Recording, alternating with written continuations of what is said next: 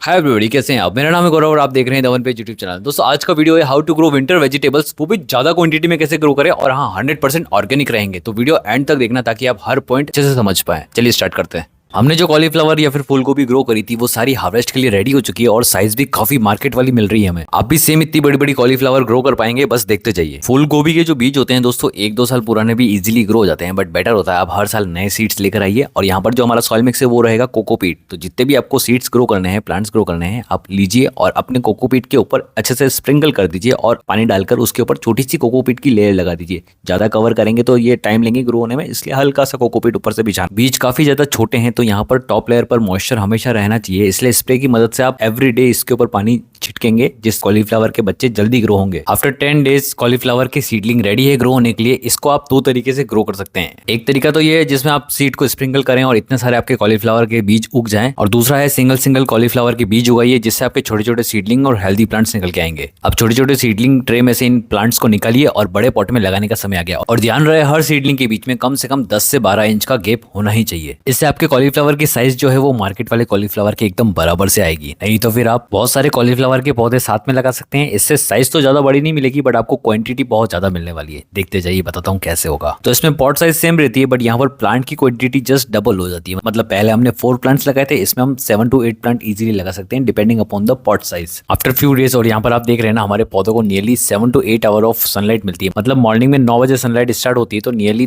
3 से 4 बजे तक इनके ऊपर सनलाइट आती रहती है। आफ्टर 35 डेज हमारे कॉलीफ्लावर काफी ज्यादा बड़े हो चुके हैं। इनकी leaf size just double triple हो चुकी है और नीचे से भी अब ये मोटे होने लग गए हैं। तो इसका मतलब ये है कि अब अंदर की तरफ छोटे छोटे कॉलीफ्लावर रेडी होने वाले हैं। आफ्टर 45 डेज आपके प्लांट की ग्रोथ तो रुक जाएगी बट यहाँ पर आप जो सरप्राइज देखेंगे वो है छोटे छोटे कॉलीफ्लावर। इनफैक्ट कुछ कॉलीफ्लावर की ग्रोथ तो इतनी ज्यादा है कि आपको लगेगा अभी हार्वेस्ट कर ले, बट थोड़ा और वेट करिए, ये थोड़ा सा फ्लावर और ज्यादा बड़ा हो जाए फिर हम हमारी फूल गोभी को हार्वेस्ट कर लेंगे। बट यहाँ पर मैं ऑब्जर्व कर रहा हूँ हमारे सारे प्लांट के अंदर फूल गोभी लगने स्टार्ट हो चुकी है। टमाटर के पौधे के जस्ट पास में हमारा एक कॉलीफ्लावर रेडी है हार्वेस्ट करने के लिए। चलिए सारी इसकी लीव्स रिमूव करते हैं और हमारा कॉलीफ्लावर इसको हार्वेस्ट कर लेते हैं। इसका साइज तो कंपैरेटिवली मार्केट में मिलने वाली गोभी जितना ही है, बट बाकियों का चलिए चेक करते हैं। हमारे सारे कॉलीफ्लावर काफी अच्छे से ग्रो हो रहे हैं बट इसमें से कुछ छोटे रह गए हैं क्योंकि उनको प्रॉपर सनलाइट नहीं मिल पाई है। बट आप कोशिश करिए कि जितने ज्यादा कॉलीफ्लावर आप ग्रो कर रहे हैं सबको सनलाइट बहुत अच्छे से मिल सके। ये रही हमारी सेकंड हार्वेस्टिंग और हमारी हार्वेस्टिंग कंटिन्यू चलती जा रही है। फर्स्ट बैच का ये आखिरी कॉलीफ्लावर है, मतलब सारी गोभी हमने हार्वेस्ट कर ली है। बट आपको क्या करना है, इसको हार्वेस्ट करने के बाद आपको ये ध्यान रखना है कि नेक्स्ट बैच फटाफट से ग्रो कर दीजिए। जैसे ही आप बड़ी एक कॉलीफ्लावर का पौधा हार्वेस्ट करते हैं उस पौधे को निकाल के उसके जगह न्यू सीडलिंग लगा दीजिए। नेक्स्ट है लौकी या फिर बॉटल गॉर्ड। और आप बोलेंगे ये तो गर्मियों वाली वेजिटेबल है। नहीं दोस्तों, इसको आप सर्दियों में भी उगा सकते हैं, बस कुछ बातों का ध्यान रखना है। विंटर सीजन में लौकी का प्लांट ग्रो कर रहे हैं तो एक बात का आपको ध्यान रखना है कि यहाँ पर दिन भर की सनलाइट इसके ऊपर आनी चाहिए और रात को पारा नहीं गिरना चाहिए इसके ऊपर। नहीं तो बेटर होता है कि आप इसको एक पॉली हाउस में ग्रो करें।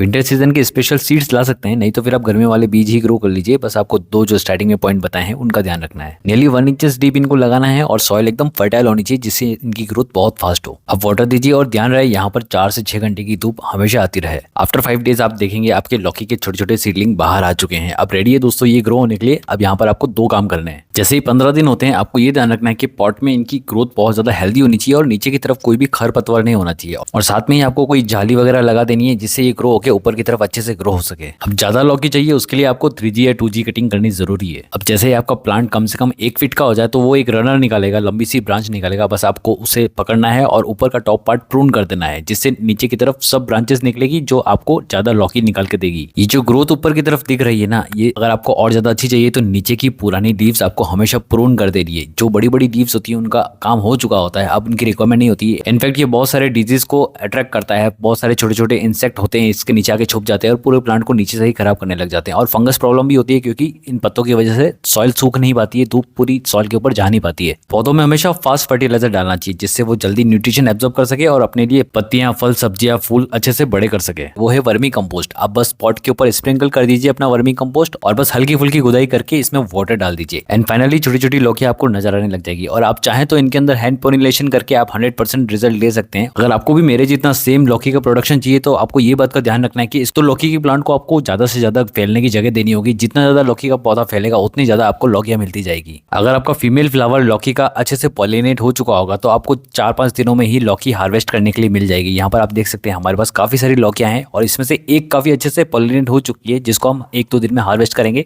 और उसकी साइज भी काफी ज्यादा बढ़ती जा रही है। फाइनली हमारी लौकी काफी ज्यादा बड़ी हो चुकी है, इसको फटाफट से हार्वेस्ट कर ले क्योंकि ज्यादा दिन रहेगा तो इसके अंदर कड़वापन आने लग जाएगा। एंड फाइनली फ्रेश और हेल्दी लौकी हमारे हाथ में आ चुकी है। ऐसे ही आपको हर दूसरे दिन इस तरह से बड़ी बड़ी लौकियां मिलती रहेगी अगर लौकी को आप ज्यादा फैलने की जगह देंगे तो। धनिया ये एक इकलौता वेजिटेबल हर्ब है जो किसी भी पॉट में इजीली ग्रो हो जाता है। चाहे तो आप एक बड़े से पॉट में ग्रो कर लीजिए या फिर आप उनको अलग अलग डिफरेंट सॉइल मिक्स के साथ ग्रो कर लीजिए या फिर उसको पानी में ही ग्रो कर दीजिए। पर ध्यान रहे आपको स्प्लिट करे हुए सीड ही यूज करने हैं, बिना स्प्लिट वाले में थोड़ा ज्यादा ही टाइम ले जाता है ग्रो होने के लिए। और जब भी कोरिएंडर ग्रो करे ध्यान रखें कि इसको एक दिन पानी में जरूर भिगो के रखें, इससे इनकी ग्रोथ बहुत फास्ट हो जाती है और नियरली 2 से 3 दिन में ये इनकी जर्मिनेशन स्टार्ट हो जाएगी। नेक्स्ट डे आप ऑब्जर्व करेंगे आपके सारे कोरिएंडर नीचे की तरफ सिंक कर गए, मतलब सारे सीड्स हेल्दी है और ग्रो होने के लिए रेडी है। तो किसी भी छन्नी की मदद से छान लीजिए और पॉट में ग्रो होने के लिए आपके कोरिएंडर रेडी हो चुके हैं। अब आपको एक पॉट लेना है जिसकी हाइट नियरली 6-7 इंच हो और वो काफी ज्यादा चौड़ा हो और बस अपनी फिंगर्स से रिजेस बना दीजिए, नाली बना दीजिए छोटी छोटी, जिसमें हम सारे कोरिएंडर को ग्रो कर देंगे। ऐसे धनिया ग्रो करने से हर धनिया के बीज को अच्छी ताकत मिलती है और उसकी हाइट और उसकी पत्तियां काफी ज्यादा चौड़ी और खुशबूदार बनती है। अब बस उस धनिया को कवर करिए और ऊपर मिट्टी डालकर पानी डालकर फुल डे ऑफ सनलाइट में रख लीजिए और देखेंगे आप 5-7 दिन में ही इनके अंदर रिजल्ट नजर आ जाएगा।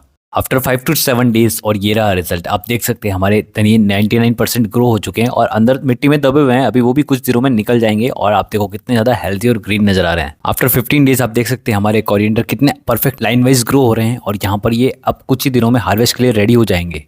फाइनली हार्वेस्टिंग का समय आ गया है और यहाँ पर आप देख सकते हैं हमारा धनिया कितना ह्यूजली ग्रो हो रहा है। यहाँ पर हर ब्रांच में बहुत लश ग्रीन लीव्स नजर आ रही है और ये सिंपली एक ही कारण की वजह से हुआ है क्योंकि हमने इसको लाइन वाइज ग्रो करा है तो हर बीज को अच्छा खाना मिला है जिससे वो अपनी पूरी लेंथ अचीव कर पाया है। अगर बीज और कम डालेंगे ना तो वो और भी अच्छे से ग्रो होंगे। चलिए फटाफट से सबको हार्वेस्ट कर लेते हैं। धनिया को हार्वेस्ट करने के बाद 1 हफ्ते तक आप फ्रिज में स्टोर करके रख सकते हैं, तब तक ये काफी ज्यादा फ्रेश और हेल्दी रहते हैं। दोस्तों अगर आपके पास इतनी ज्यादा स्पेस नहीं है और कम स्पेस में आप धनिया ग्रो करना चाहते हैं तो डिटेल वीडियो मैंने डाला हुआ है, इससे जस्ट पहले या फिर डिस्क्रिप्शन में लिंक मिल जाएगा, आप जरूर चेकआउट करना। इसमें मैंने डिफरेंट सॉइल मिक्स के साथ भी ट्राई करा है कौन सा सॉइल मिक्स बेस्ट रहता है कोरिएंडर ग्रो करने के लिए। आप देख रहे हैं ना मेरे इस टमाटर के प्लांट पर कितने ज्यादा टमाटर आ चुके हैं और ये कंटिन्यूअसली ग्रो होता रह रहा है और बहुत सारे टमाटर देता जा रहा है। मैं इसको हार्वेस्ट करता हूँ बट ये हर दूसरे तीसरे दिन मेरे को वैसे ही हार्वेस्टिंग देता है। तो ये कैसे हुआ? टमाटर भी 2 तरीके के आते हैं, एक तो होता है गोल और एक होता है लंबा वाला। बट ये जो गोल होता है ना देसी वाला, इसमें सबसे ज्यादा टेस्ट होता है और आपके घर पर मम्मी को भी यही पसंद आएगा। और ये होता है लंबा वाला, इसका प्रोडक्शन थोड़ा ज्यादा होता है, मतलब पौधे में से टमाटर आपको ज्यादा मिलेंगे बट ये सलाद के लिए काफी यूज किया जाता है। बट गोल वाला हमारा सब्जियों में यूज किया जाता है। सीड्स भी दोनों के इजीली अवेलेबल मिल जाएंगे। हाइब्रिड सीड्स ही ग्रो करना, इनमें प्रोडक्शन ज्यादा अच्छा मिलता है। और आपको ये ध्यान रखना है कि पहले इनकी पॉट तैयार करनी होगी छोटी छोटी, उसके लिए आप एक छोटा सा बाउल में कोकोपीट के साथ इनको ग्रो कर दीजिए। ऊपर से बीज को हल्का सा कवर करेंगे, इसमें वाटर डालेंगे और एक टैगिंग लगा के इसको ग्रो होने के लिए छोड़ देंगे। 7 दिन में हमारे टमाटो के सारे पौधे ग्रो होने लग गए। बट ध्यान रहे इसको आप फुल डे ऑफ सनलाइट में रखोगे तो ये और ज्यादा अच्छे से ग्रो होंगे। आफ्टर 20 डेज ये देखो हमारे seedling full day of sunlight में रहते हैं तो यहाँ पर कितनी ज्यादा ये हेल्दी होते जा रहे हैं। हमारे टमाटर के पौधे काफी ज्यादा बड़े हो चुके हैं। चलिए इनको ट्रांसप्लांट करते हैं और बड़े बड़े पॉट में शिफ्ट कर देते हैं। सबसे फर्स्ट हम उगाएंगे गोल वाले टमेटोस, उसके 5 से 6 सीडलिंग ले लेते हैं और अरेंज कर देते हैं एक बड़े से पॉट में।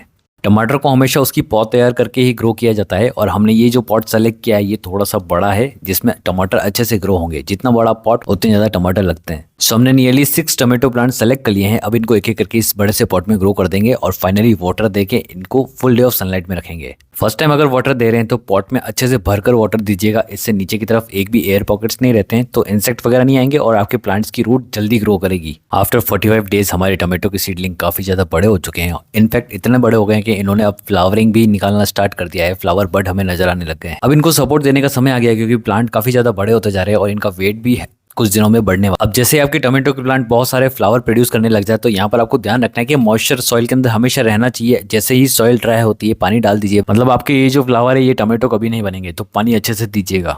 फाइनली ढेर सारे फ्लावर के बाद आपको मिलेंगे ढेर सारे टमेटोस। अब या तो वेट करिए इनके रेड होने का या फिर खट्टे टमेटो पसंद है तो आप उनका यूज करिए, नहीं तो जैसे ही टमेटोस आपके रेड होते हैं उनको हार्वेस्ट कर लीजिए। आपको ये ध्यान रखना है कि सारे टमेटो एक साथ रेड कभी नहीं होंगे और जैसे ही टमेटो रेड होते हैं आप उन्हें तुरंत हार्वेस्ट कर लीजिए, नहीं तो फिर वो खराब होने की स्थिति में आ जाएंगे। सो ये रहे जितने भी रेड टमेटोस हमने हार्वेस्ट कर लिए हैं। अब इनको आप फ्रिज में स्टोर कर सकते हैं या फिर आप इनको कंज्यूम भी कर सकते हैं। और ये रही हमारी सेकंड हार्वेस्टिंग, काफी ज्यादा इंटरेस्टिंग है क्योंकि हमें कलरफुल टमेटोस मिल रहे हैं। सही तरीके से पत्ता गोभी ग्रो करी जाए तो मार्केट में मिलने वाली सेम साइज हम घर पर ही ला सकते हैं। और आप देख रहे हैं ना एक बड़े से पॉट में किस तरह से ये ग्रो हुई है। ऐसा लग रहा है कि हमने हाथों से इसको अरेंज करा है बट ये दोस्तों नेचुरली ग्रो हुई है। आगे देखते जाइए। और 2 तो हमने हार्वेस्ट भी कर ली। सीड्स कैसे भी हो, अगर उनको सही सनलाइट नहीं मिली तो वो कभी भी पत्ता गोभी आपकी बड़ी नहीं होगी। इसलिए अपने सीड्स लीजिए, उसको कोकोपीट के ऊपर स्प्रेड कर दीजिए और उसके ऊपर एक छोटी सी लेयर लगा दीजिए कोकोपीट की, ताकि मॉइस्चर रिटेन रहे, और बस पानी डालकर आप अपने पत्ता गोभी के सीड्स को ग्रो होने के लिए छोड़ दीजिए। आफ्टर 10 से 12 डेज में आपके पौधे छोटे छोटे रेडी हो जाएंगे ट्रांसप्लांटेशन के लिए। अब इनको फटाफट से ट्रांसप्लांट कर दीजिए, क्योंकि ये बहुत जल्दी ग्रो होते हैं। तो किसी भी टूल की मदद से आप अपने प्लांट को एक एक करके लिफ्ट करते जाइए और बड़े बड़े पॉट में शिफ्ट कर दीजिए। पत्ता गोभी की पौध तैयार करके उसको बड़े पॉट में शिफ्ट करते हैं तो उनकी पैदावार थोड़ी बड़ी होती है, मतलब जो साइज या बल्ब बनता है ना वो काफी ज्यादा बड़ा बन जाता है। इसलिए हमेशा आपको ऐसे ही ग्रो करना है। और फर्स्ट टाइम वाटर दे रहे तो अच्छा भरकर वाटर देंगे, और बड़ा पॉट है तो उसमें वाटर की क्वांटिटी डबल कर देंगे। कुछ दिनों के बाद हमारे पत्ता गोभी के पौधे काफी ज्यादा बड़े होने लग गए हैं, और यहाँ पर सॉइल में जो आप देख रहे हैं ना वो डैश हमने स्प्रिंकल कर रखा है। ये हमने लिक्विड फर्टिलाइजर वाले वीडियो में बताया था कि हमने ये क्यों स्प्रिंकल करा है। 50 डेज के बाद आप देख सकते हैं लीफ तो काफी ज्यादा बड़ी होती जा रही है, बट जो सेंटर की लीव्स है वो एक प्रॉपर पत्ता गोभी का शेप लेती जा रही है। काफी ज्यादा खूबसूरत एक्सपीरियंस होता है प्लांट्स ग्रो करने का। आफ्टर 80 डेज हमारे कैबेज रेडी है दोस्तों हार्वेस्ट करने के लिए। हमारी पत्ता गोभी काफी ज्यादा बड़ी हो चुकी है। जहां पर ज्यादा सनलाइट आ रही थी वो कैबेज सबसे ज्यादा बड़ी हुई है, जहां सनलाइट कम थी वो थोड़ी छोटी रह गई है। पत्ता गोभी को हार्वेस्ट करना बहुत आसान है। नीचे की तरफ एक ही स्टेम आता है, उसको आपको कट करना है और बस आपकी हार्वेस्टिंग कंप्लीट हो गई। अब यहाँ पर ऊपर जितने भी बड़े बड़े खुले हुए लीफ है ना वो सारे आपको रिमूव करने हैं, और जो बंद गोभी होती है सिर्फ वही हिस्सा आपको यूज करना है खाने के लिए।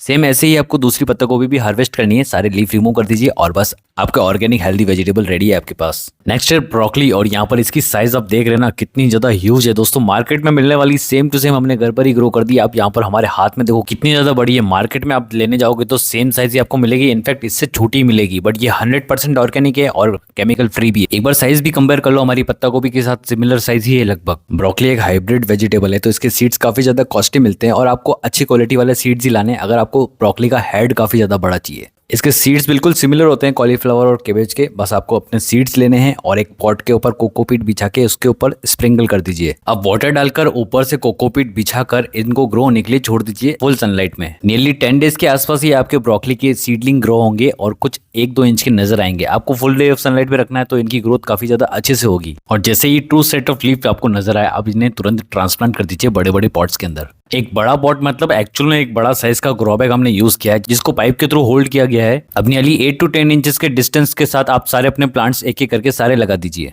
एंड आफ्टर 60 डेज आप देख सकते हैं हमारे सारे ब्रोकली के प्लांट काफी ज्यादा बड़े हो चुके हैं और इन्होंने ब्रोकली ग्रो करना स्टार्ट भी कर दिया है। और अगर आप ध्यान से देख रहे हैं तो हमारे ग्रो बैग के जितने ही बड़े ये हो चुके हैं प्लांट्स। फाइनली हार्वेस्टिंग का समय आ गया है। हमारी ब्रोकली काफी ज्यादा बड़ी हो चुकी है। चलिए एक एक करके सारी ब्रोकली को हार्वेस्ट कर लेते हैं, छोटी वाली छोड़ देंगे। ब्रोकली का भी पूरा प्लांट इजीली हम कट करके हार्वेस्ट कर सकते हैं, बट इसका प्लांट फिर से रीग्रो करता है और फिर से छोटी छोटी ब्रोकली जरूर दे देगा। बट अगर आपके पास एक्स्ट्रा स्पेस है तो ही आप ऐसा काम करना, नहीं तो फिर आप एक बार उसका हेड कट करके पूरा प्लांट ही निकल के फेंक देना।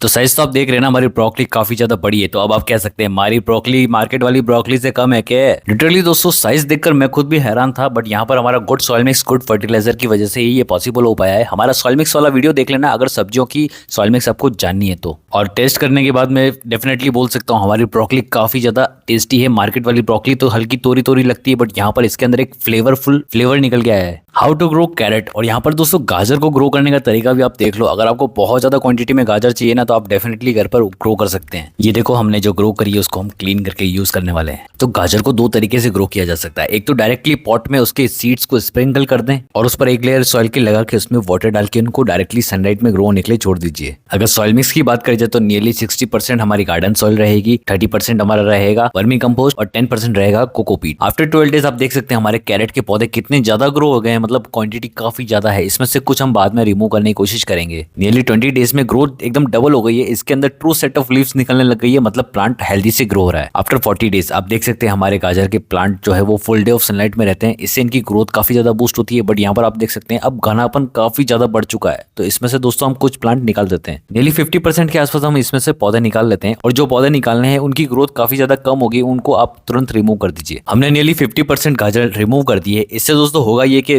बाकी गाजरों को काफी न्यूट्रिशन मिल जाएगा और उनकी ग्रोथ काफी ज्यादा बूस्ट करेगी। ये सारे दोस्तों आप किसी नए पॉट में ग्रो कर सकते हैं, या फिर आप चाहें तो इसको डिकम्पोज करके खाद बना दीजिए। पहले कितने ज्यादा घने थे, अब यहाँ पर आप देख सकते हैं ना कितनी ज्यादा अंदर स्पेस नजर आ रही है। ये दोस्तों दूसरे गाजर को ग्रो होने में फायदा देगा, इनफैक्ट बहुत ज्यादा बड़ी ग्रोथ मिलेगी हमको। अब यहाँ पर हमें खाद पानी देना है तो यहाँ पर हम वर्मी कंपोस्ट डाल देते हैं थोड़ा थोड़ा, और यहाँ पर हम इसको वाटर देंगे। वाटर का बिल्कुल ध्यान रखना, बिल्कुल भी पानी की कमी नहीं होनी चाहिए। गाजर की हार्वेस्टिंग करने का समय आ गया दोस्तों। जब इसका टॉप पार्ट ड्राई होने लग जाए इसका मतलब ये है कि हमारे नीचे कैरेट रेडी है हार्वेस्ट के लिए। चलिए फटाफट से निकालते हैं और हार्वेस्ट कर लेते हैं। और आपको टॉप पार्ट पर भी छोटी छोटी गाजर के हेड नजर आने लग जाएंगे, इसका मतलब ये है कि ये हार्वेस्ट के लिए रेडी है। हमें फर्स्ट पॉट में तो इतनी सारी गाजर मिल गई, चलिए सेकंड वाले पॉट को भी चेक कर लेते हैं और इसमें कितनी ज्यादा हमें निकल गया। दोस्तों अगर आप घर पे गाजर ग्रो कर रहे हैं तो आपको मार्केट वाली साइज नहीं मिल पाई, क्योंकि गाजर की जो लेंथ होती है वो पॉट साइज ही डिसाइड करता है। अगर आपने पॉट में भरकर गाजर ग्रो करी तो डेफिनेटली थोड़ी छोटी साइज में निकल के आएगी गाजर। बट अगर जैसे 15 इंच के गमले में 10-12 गाजर ही ग्रो करी तो वो बड़ी बड़ी गाजर निकल के आएगी और मोटी मोटी भी होगी। सो ये रहा हमारा प्रोडक्शन फाइनल, कितना ज्यादा खूबसूरत और कितना ज्यादा ह्यूज क्वांटिटी में मिला है। चलिए इसके जो हेड है, जो लीव्स है, वो सारी कट करके आप फेंक देना या फिर डिकम्पोज करके खाद बना देना, और इनको अच्छे से वॉश करने के बाद हम सन ड्राई के लिए रख सकते हैं या फिर वॉश करके इनको इजीली खा भी सकते हैं। गाजर का हलवा भी बना सकते हैं, गाजर की सब्जी भी बना सकते हैं। दोस्तों मटर एक ऐसी सब्जी है जो किसी भी गमले में इजीली उग जाती है, छोटे से छोटे पॉट में भी आपको ये मटर निकाल के दे देगा। और सबसे बड़ी बात यह है कि बहुत कम केयर पर आपको ये मटर भी देने लग जाते हैं और इनकी हार्वेस्टिंग भी काफी ज्यादा हमें मिलती है। तो इनको डेफिनेटली आप घर पर जरूर ग्रो करना। और हमने जो ग्रो करा था उसका रिजल्ट आप देखो, कितने बड़े बड़े दाने और हरे हरे हैं। और मजे की बात यह है कि आप मटर को सबसे इजीएस्ट वे में ग्रो कर सकते हैं। एक पॉट लीजिए और कुछ मटर लीजिए और आपने पॉट के ऊपर मटर को स्प्रिंकल करके मिट्टी से कवर करके उसमें पानी डालकर 2-4 दिन का वेट करिए। आफ्टर 5 to 7 डेज आप देख सकते हैं हमारे मटर ने स्प्राउटिंग लेना स्टार्ट कर दिया है। आफ्टर 15 से 18 डेज के बाद आपके मटर काफी लॉन्ग एंड स्ट्रॉन्ग होने लग जाएंगे। अब यहाँ पर ये लॉन्ग लॉन्ग स्ट्रिंग्स निकालेंगे, तो मतलब आपको मटर के प्लांट को सपोर्ट देने की जरूरत है, कुछ ऐसा जिससे ये अपने आप को हैंग कर सके और ऊपर की तरफ ग्रो हो सके। तो सिंपली कुछ स्टिक्स लेनी है और इनको पॉट के सॉइल में अच्छे से फिक्स करने के बाद इनको आप रस्सी से बांध दीजिए और अपने मटर के पौधे को एक डायरेक्शन दे दो उन रस्सियों की तरफ। ये बहुत इंपॉर्टेंट स्टेप होता है। फर्टिलाइजर में वर्मी कंपोस्ट देंगे हम और एवरी 20 डेज में आप मटर के पौधों को फर्टिलाइजर दे सकते हैं। सब कुछ सही रहा तो आपके प्लांट काफी जल्दी अच्छे ग्रो होने लग जाएंगे और उनमें एक्चुअल में फ्लावरिंग स्टार्ट हो जाएगी। और जैसे ही एक बार फ्लावरिंग स्टार्ट होती है तो मल्टीपल प्लांट्स आपने ग्रो कर रखे हैं ना, तो यहाँ पर आपको मल्टीपल मटर मिलने वाले हैं कुछ ही दिनों में। मटर के प्लांट समय के साथ काफी ज्यादा बल्की हो जाते हैं, तो आप उनको बाद में भी सपोर्ट देकर खड़ा कर सकते हैं। फर्टिलाइजर में लिक्विड सीवीड एक्सट्रैक्ट भी आप अपने प्लांट को दे सकते हैं। इससे माइक्रोन्यूट्रिएंट्स की कमी पूरी हो जाती है और आपके मटर जो है वो काफी ज्यादा हेल्दी आएंगे और ये सारी सब्जियों में आप इजीली डाल भी सकते हैं। एंड फाइनली हमारे मटर के प्लांट ने काफी ज्यादा मटर प्रोड्यूस करने लग गए हैं, उनकी फलियां निकल गई है, अब फ्लावर से फ्रूटिंग में कन्वर्ट हो चुके हैं। तो यहाँ पर आपको वाटरिंग का ध्यान रखना है, पानी की कमी नहीं होनी चाहिए, इससे आपके मटर की फलियां है वो अच्छी मोटी मोटी बनेगी। अब यहाँ पर एवरीडे जैसे ही आपकी मटर की फलियां मोटी मोटी होने लग जाती है आप उन्हें हार्वेस्ट कर लीजिए, क्योंकि प्लांट के ऊपर ज्यादा दिन तक रहेगा तो वो पीला पड़ने लग जाएगा। तो जैसे ही ग्रीन कलर की आपको फली नजर आती है आप उसे हार्वेस्ट कर लीजिए। वेट ना करें कि सारी हम एक साथ हार्वेस्ट करेंगे, आप इकट्ठा करके सारे एक साथ रख सकते हैं। सो फर्स्ट हार्वेस्टिंग तो हमारी काफी ज्यादा ह्यूज हो गई है और कंटिन्यूसली मुझे 2 से 3 बार और हार्वेस्ट मिलता रहेगा। ये हमारी टोकरी पूरी भर चुकी है नियरली और एक दिन का खाना तो आप इजीली खा सकते हैं इससे। इस बार जो मैंने हल्दी ग्रो करी उसका रिजल्ट देख के मैं खुद आश्चर्य हूँ, क्योंकि मैंने ये छोटा सा बल्ब लगाया था हल्दी का और मुझे जो रिजल्ट मिला वो ये है। इतनी सारी हल्दी हमें मिल गई और इसको आप दोस्तों सूखा कर यूज कर सकते हैं या फिर इसकी आप सब्जी बनाकर डायरेक्टली खा लीजिए और साल भर तक आपको इसका बेनिफिट मिलता रहेगा। हल्दी ग्रो करने के लिए आपको ऐसा राइजोम सेलेक्ट करना है जो बिल्कुल फ्रेश हेल्दी हो और उसके अंदर ग्रोइंग पार्ट दिख रहा हो, मतलब कि उसके अंदर ग्रोइंग टिप नजर आ रहा हो। सॉइल मिक्स में हम यूज करेंगे 70% नॉर्मल गार्डन सॉइल जो एकदम सॉफ्ट और बुरबुरी होनी चाहिए और नियरली 30% के आसपास कंपोस्ट, कोई भी कंपोस्ट आप ऑर्गेनिक यूज कर सकते हैं। हल्दी ग्रो करने के लिए ग्रो बैग हमने यूज करा है, नियरली 15 इंच के आसपास का है और हल्दी को आपको बिल्कुल सेंटर में लगाना है और बस मिट्टी डालकर उस पर पानी डालकर आपको फुल डे ऑफ सनलाइट में रख देना है। आफ्टर 10 डेज सॉइल के अंदर काफी ज्यादा नमी थी तो हमारे राइजोम ने ग्रोथ दिखा दी है और यहाँ पर हमारी हल्दी की गांठ ने ग्रो होना स्टार्ट कर दिया है। 20 डेज के आसपास आप ऑब्जर्व करेंगे आपकी हल्दी की लीव्स खुलने लग जाएंगी और प्लांट थोड़ा बड़ा होने लग जाएगा। यहाँ पर आप इसमें फर्टिलाइजर डाल सकते हैं बट फिलहाल अभी जरूरत नहीं है। नियरली 40 डेज में आप देख सकते हैं आपके प्लांट की ग्रोथ काफी ज्यादा बूस्ट हो चुकी है और यहाँ पर खरपतवार कितनी ज्यादा हो चुकी है, बट यहाँ पर हल्दी को कोई फर्क नहीं पड़ रहा है क्योंकि वो अंदर की तरफ अपनी रूट्स काफी ज्यादा फैला रहा है और इसके पत्ते देखो कितने बड़े बड़े हो चुके हैं। नियरली 80 डेज में हमारी हल्दी की ग्रोथ काफी ज्यादा बूस्ट हो चुकी है। इसके बाद अब ये ग्रो नहीं हो पाएगा। अगर इसके पास और बड़ा पॉट होता तो डेफिनेटली इसकी लीव्स की साइज और ज्यादा बड़ी होती और अंदर हल्दी और ज्यादा बन रही होती, बट अभी यहाँ पर ये एकदम एक्सट्रीम ग्रोथ पर है। इसके आगे अब ये बढ़ेगा नहीं। अब दोस्तों हम वेट करते हैं इसकी लीव कब येलो होगी और कब हम इसको हार्वेस्ट करेंगे। और यहाँ पर आप देख सकते हैं हमने जो हल्दी ग्रो करती है वो आज भी वैसे की वैसी नजर आ रही है। आफ्टर 140 डेज यहाँ पर दोस्तों हमारी हल्दी को ग्रो हुए नियरली 4.5-5 महीने हो चुके हैं और अब जाके इसकी लीव बर्न होने लग गई है, येलो होने लग गई है। इसका मतलब ये है कि अंदर की तरफ हमें हल्दी मिलने वाली है कुछ ही दिनों में। और बैकग्राउंड में जो शू स्टैंड के ऊपर हमने छोटे छोटे बाउल रखे हैं ना रेड और ब्लू कलर के, उसमें दोस्तों एक एक्सपेरिमेंट रन करा था धनिया के ऊपर, तो वो वाला वीडियो चैनल पर अवेलेबल है, जरूर चेकआउट करना। आफ्टर 180 डेज आप देख सकते हैं बहुत सारी लीव्स तो येलो होकर सूख गई है और बहुत सारे जो प्लांट्स है वो भी सूख के मरने लग गए हैं। इसका मतलब ये है कि अंदर की तरफ हमें हल्दी मिल चुकी है। अब इस ग्रो बैग को पूरा हम खाली करेंगे, उल्टा कर देंगे और जितनी भी मिट्टी है सारी निकाल के हम इसमें से हल्दी सेपरेट आउट कर लेंगे। बहुत सारी मिट्टी के साथ हमें हल्दी की गांठ मिल चुकी है। अब यहाँ पर दोस्तों हल्दी की गांठ रूट्स के साथ है और बहुत सारी मिट्टी के साथ है, तो इसको हम फटाफट से वॉश करेंगे और सारी रूट्स को कट कर देंगे। फाइनली हमारी हल्दी क्लीन हो चुकी है और यहाँ पर आप देख सकते हैं ये रहा हमारा फाइनल प्रोडक्शन। कितनी ज्यादा हल्दी हमें मिल चुकी है और ये एकदम फ्रेश, ऑर्गेनिक और हेल्दी है, मार्केट में मिलने वाली नहीं। अब यहाँ पर आपको दो काम करना है। आप इनको डायरेक्टली नहीं खा सकते, आप इनको एक दिन सन ड्राई जरूर करना, ताकि जितने भी इसके अंदर फंगस या बैक्टीरिया जो भी है वो किल हो जाए और इजीली आप उसे खा सके और उसके बाद आप हेल्दी भी रहें। ग्रीन ऑनियन, और इनको ग्रो करना आसान है, बट यहाँ पर आपको ये ध्यान रखना होगा कि सीड 1 साल से ज्यादा पुराना हुआ तो वो कभी ग्रो ही नहीं होगा। जब भी ऑनियन के सीड्स ग्रो करें, ट्राई करें एकदम फ्रेश सीड ही लेकर आए। प्याज के बीज काफी ज्यादा छोटे होते हैं और ब्लैक कलर के आते हैं। आपको आपके सारे सीड्स लेने हैं और एक पॉट के ऊपर उसको स्प्रिंकल कर दीजिए और एक लेयर मिट्टी की लगाकर उसके ऊपर वाटर डालकर उसको ग्रो होने के लिए छोड़ दीजिए, वो भी फुल डे ऑफ सनलाइट में। और विद इन 5 to 7 डेज आपको छोटे छोटे न्यू स्प्राउट्स नजर आ जाएंगे ऑनियन के। आफ्टर 20 डेज आपके सीडलिंग काफी लॉन्ग एंड स्ट्रांग हो जाएंगे। यहाँ ध्यान रखना वाटर की कमी बिल्कुल मत करना, क्योंकि सारा काम वाटर का ही है। जितना ज्यादा पानी देंगे उतनी जल्दी हमारे ऑनियन के सीडलिंग ग्रो होंगे। आफ्टर 60 डेज अब यहाँ पर हमारे ऑनियन इतने ज्यादा स्ट्रांग हो चुके हैं कि अब उन्होंने मिट्टी को अच्छे से पकड़ लिया है। अब उनको चाहिए फिर से न्यूट्रिशन, तो हम यहाँ पर देंगे वर्मी कंपोस्ट का एक डोज। तो थोड़ा थोड़ा वर्मी कंपोस्ट हम पूरे पॉट में अच्छे से स्प्रिंकल कर देंगे, जिससे हर प्लांट को अच्छे से न्यूट्रिशन मिल जाए। अगर आपको बल्ब चाहिए तो दोस्तों बहुत लंबा समय तक वेट करना पड़ता है, बट हमें यहाँ पर चाहिए ग्रीन ऑनियन। हमने थोड़ा वेट करा, हमारे पास ग्रीन ऑनियन के साथ साथ छोटे छोटे राइजोम भी डेवलप होने लगे हमारे ऑनियन के। चलिए धीरे धीरे करके हम सारे ऑनियन निकाल देते हैं और फ्री कर देते हैं हमारे ऑनियन को इस सॉइल में से। ये रहा हमारा ऑनियन हार्वेस्ट, और एक छोटे से पॉट में दोस्तों हमें काफी ज्यादा हार्वेस्टिंग मिल गई है। अब प्याज की इन जड़ों को आप कट कर लीजिए किसी भी नाइफ की मदद से, और बस आप अपने ग्रीन ऑनियन को इजीली कंज्यूम कर सकते हैं। होप कि दोस्तों ये वीडियो काफी ज्यादा इन्फॉर्मेटिव लगा होगा। डेफिनेटली इस वीडियो को लाइक किए बिना जाना मत और अपने फैमिली फ्रेंड्स मेंबर के साथ जरूर शेयर करना। आप लोगों के लिए एक सवाल है, इस गेटअप को देख के बताओ ये कौन सा पैटर्न है, ठीक है? कमेंट में बताओ किस किस को पता है, और कोई कमेंट में एक दूसरे का आंसर चेक नहीं करेगा।